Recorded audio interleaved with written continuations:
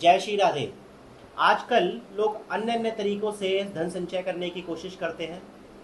कोई सरकारी नौकरी करता है, कोई प्राइवेट नौकरी करता है, किसी का अपना व्यापार होता है। पर एक तरीका ऐसा है जिसको इंसान से थोड़ा सा बचना चाहिए। वो तरीका है ब्याज पे पैसा चढ़ाना। अगर आप थोड़े ब्याज पे दूसरे की मदद कर रहे हो पैसा देकर, तो वो धर्म कहलाया जाता है कि आपने किसी की मदद करी और आपने लालच नहीं किया। लेकिन आज के समय में जो आजकल देखने को बड़ा मिलता है कि इंसान दूसरे की फ़ायदा उठाकर, दूसरों की परेशानियों का फ़ायदा उठाकर हद से ज़्यादा ब्याज वसूलता है, जो सीधा सीधा अधर्म है। ना तो आपने किसी की मदद करी उससे, उल्टा आपने अपने पाप बढ़ा लिए। अब एक छोटी सी मैं कथा आपको सुनाना चाहता हूँ। आशा करता हूँ कि इससे आपको कुछ समझ आएगा और आप भी अपनी गलतियों को सुधार सकेंगे।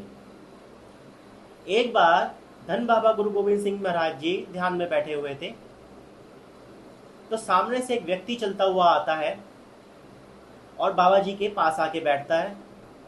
तो बाबा जी ध्यान में थे। जब वो अपनी आंखें खोलते हैं तो उसके हाथ में एक बर्तन लाल कपड़े से ढका हुआ कुछ देखते हैं। तो उनसे पूछते हैं कि ये क्या है। तो व्यक्ति कहता है कि बाबा जी, मैं आपके लिए कड़े प्रसाद का भोग लेकर आया हूँ। तो बाबा जी कहते हैं कि ये किस बात का प्रसाद लेकर आया है। तो वो कहते हैं कि बाबा जी, मैंने किसी को ब्याज पे पैसे दिए थे और वो ब्याज पैसा नहीं दे पाया, इसलिए मैंने उस पर मुकदमा दायर किया और मैं केस जीतकर ये उस पैसे से जो मुझे मिले उससे मैं कड़ा प्रसाद बना के आपके पास लेकर आया हूँ ताकि आपको भोग करा सकूँ। तो बाबा जी कहते हैं कि इस प्रसाद को मेरी नज़र से दूर ले जा, क्योंकि इस प्रसाद में किसी के रोने की, किसी के कराने की, किलकारियों की, किसी चिल्लाने की, किसी के रोने धोने की आवाज़ें आ रही हैं।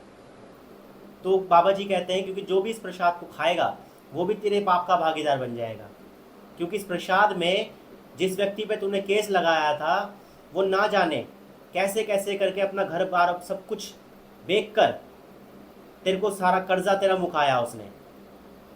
अब उसकी आत्मा कितनी रो रही होगी और उसके रोने की, कराहने की चीखें इस प्रसाद में झलक रही हैं।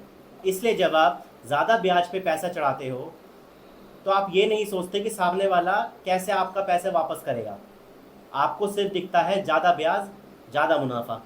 और जब जब आप उन पैसे को खर्च करके अपने सगे संबंधियों को खाना खिलाते हो या जैसे इसको भी खिलाते हो, वो भी उस पाप का भागीदार बनता है।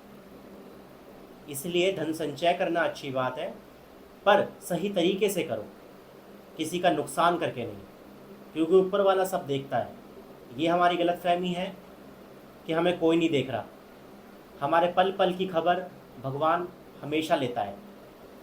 उनको सब पता रहता है कि हमने किसका दिल दुखाया, कहाँ से संचय किया और कैसे संचय किया। इसलिए भक्ति की राह पर चलते रहिए, दूसरों की परेशानियों का फ़ायदा ना उठाइए।